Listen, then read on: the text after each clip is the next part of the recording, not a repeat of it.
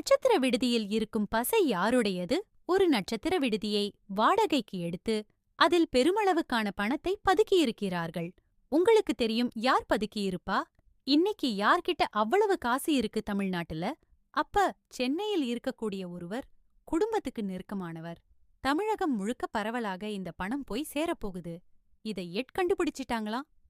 அநேகமாக அடுத்த வாரத்துல மிகப்பெரிய ஒரு ரைட்டு இருக்கும் அப்படின்னு பேசப்படுது. அவசர அவசரமா அந்த பணத்தை வேற இடத்துக்கு மாத்துறதுக்கு இப்ப மேலிட தீர்மானிச்சிருக்கு. எங்க பார்த்தாலும் இப்ப இடி மோப்பம் பிடிக்கிறதுனால எங்க மாத்தலாம் அப்படின்னு நினைச்சிட்டு இருக்கும்போது பல அரசு நிறுவனங்கள்ல வைக்கக்கூடிய வேலைய ஈடுபட்டுட்டு இருக்கிறாங்க. இதற்காக ஒரு 2 அமைச்சர்கள் இந்த வேலைய பார்க்கறாங்க. டாஸ்மார்க்ல நுழைஞ்ச மாதிரி அரசு நிறுவனத்துக்குள்ள நுழைஞ்சிட்டா பெரிய சிக்கலாயிரும் அப்படின்னு மேலிடத்துல ஒரு IPS ஆபீசர் சொன்னதுனால அந்த முடிவு மாற்றப்பட்டிருக்கு.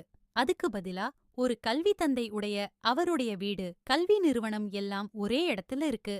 அதுக்கு பக்கத்துல இருக்க கெஸ்ட் ஹவுஸ்ல வைக்கலாம் அப்படின்னு இப்போதைக்கு பிளான் பண்ணிருக்கிறாங்களாம்.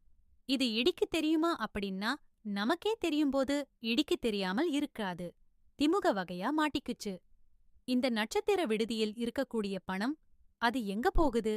இது எல்லாம் தான் இன்னைக்கு அறிவாலயத்தில பேச்சு. 200 வெல்வோம் அப்படின்னு சொல்றது இத வைத்துதான். நீங்க சொல்லுங்க, இன்னைக்கு திமுக பணம் இல்லாம ஜெயிக்க முடியுமா? உங்க கருத்தை நாங்க எதிர்பார்த்துட்டு இருக்கோம்.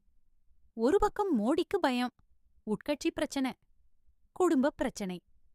இது இல்லாம நிதி இல்லாம தடுமாறும் தமிழகம்.